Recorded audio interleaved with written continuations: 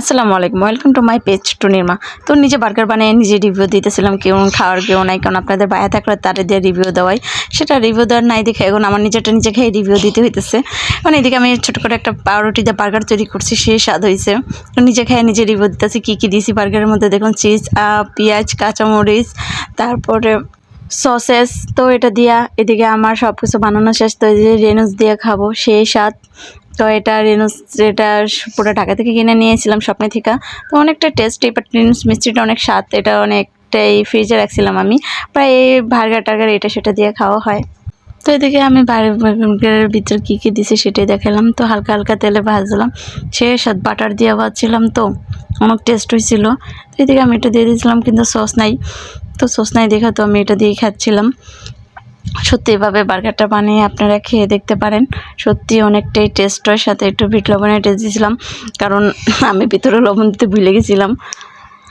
তো সত্যি খাওয়ানটা অনেকটাই টেস্ট হচ্ছে। যে এইভাবে আমি শর্টকাট খাবারগুলো তৈরি করে নিজে খেয়ে নিজে রিভিউ দিচ্ছিলাম।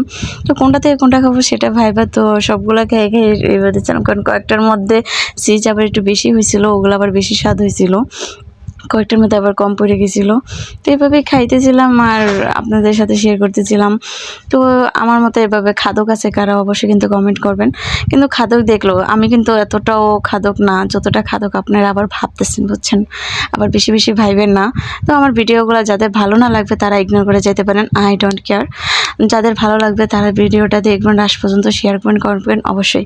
তো লবণ কমেছে, এদিকে লবণ দিয়ে আর একটু রেঞ্জ দিয়ে ভালো করে খাচ্ছি। তো আমার খাওয়াটা কার কার সাথে ভালো লাগছে অবশ্যই কিন্তু কমেন্ট করবেন। তো এদিকে আমার খাওয়ার স্টাইল দিয়ে আমি নিজেই পরে হাসতে হাসতে শেষ ভিডিও। তো এদিকে রেনুস একটু পাই, সসেসটা সত্যি আমার কাছে অনেকটাই টেস্ট লাগে, কারণ আমি সত্যি এটা সসেসটা অনেক পছন্দ করি।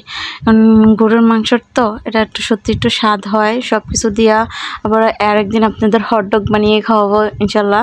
তো যারা যারা এরকম করে খেতে চান, আর আমার খেতে খেতে আমার একটা খেয়ে আমার পেট পুরা ফুল হয়ে গেছে। আর যেভাবে খাচ্ছি মনে হয় যে আমি কতগুলো খেয়ে ফেলছি, অবশ্য আমি একটাই খাইছি, কিন্তু মাঝখান থেকে ভেঙে ভেঙে শুধু সসেসগুলো খাচ্ছিলাম। তো এদিকে আমার খাওয়ার স্টাইলই দেখতেছেন, বাকিগুলো সব আমার ডগে খাবে, ডগ মানে কুকুরে খাবে। তো ওর জন্য রাখতেছিলাম সাইডেরগুলো। তো এদিকে আমার খাওয়া দাওয়া শেষ করা, তো এদিকে বসে রয়েছে, বসে খাচ্ছিলাম তাও। তো যারা যারা আমার মতো এরকম খাদক তারাই অবশ্যই কমেন্ট করবেন।